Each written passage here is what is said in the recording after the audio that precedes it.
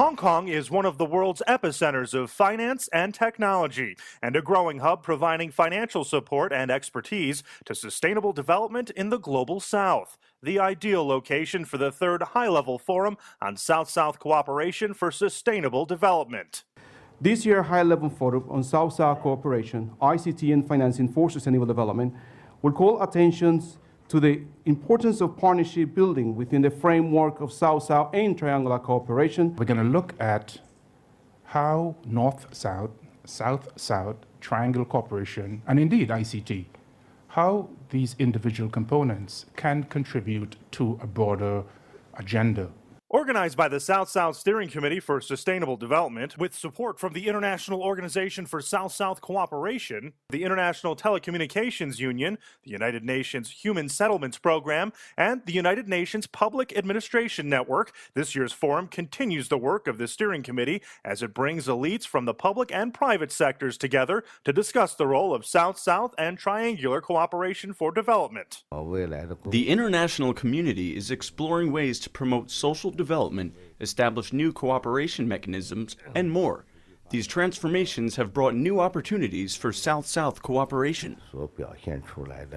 By working closely with different stakeholders, and here I would like to draw your attention to those present at our forum, we are confident in achieving our main goal of assisting member states in the implementation of the Sustainable Development Goals. There are a number of examples that can be quoted from the developing countries and developed countries where we can enhance the South-South and triangular cooperation.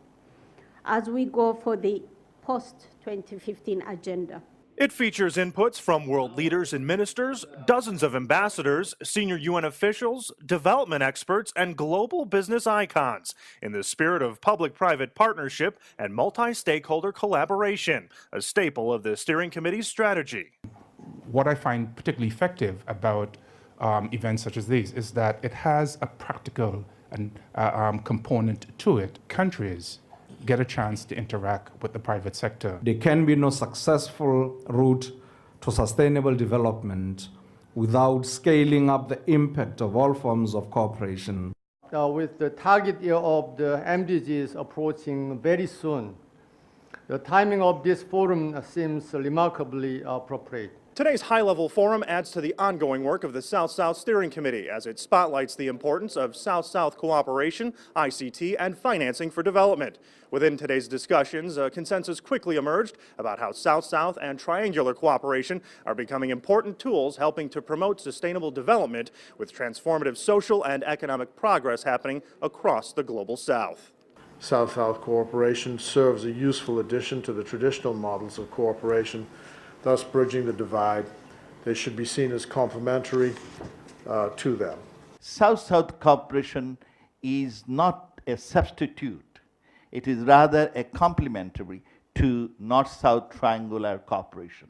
Keynote statements from world leaders and top UN officials also elaborated on the power of ICTs and their potential for lifting millions out of poverty. ICT can be a huge basis for employment generation, both in the developed and developing countries. In the second decade of the 21st century, ICTs not only underpin every sector of human activity, they are also a critical part of the solution to every issue humanity faces. A major area of discussion was the changing landscape of development financing, calling attention to the increasing role of South-South and triangular cooperation in scaling up access to resources for countries of the global South. In the past 25 years, I have seen economic miracles from innovative finance. I'm stumped by this now great potential in countries of the global South. Delegates agreed partnerships are the key tools bringing these ingredients together. Even though private sector is fundamental in this regard, we should not forget about also other civil society members, including trade unions, academia, and of course NGO community. There is a vast amount of untapped resources in terms of innovation, creativity, knowledge, expertise, and ICT tools. The outcome of the forum will play a major role in contributing to the General Assembly's high-level event on the contributions of South-South, triangular cooperation, and ICT for development later this spring. Mike Mazzacco for South-South News, Hong Kong.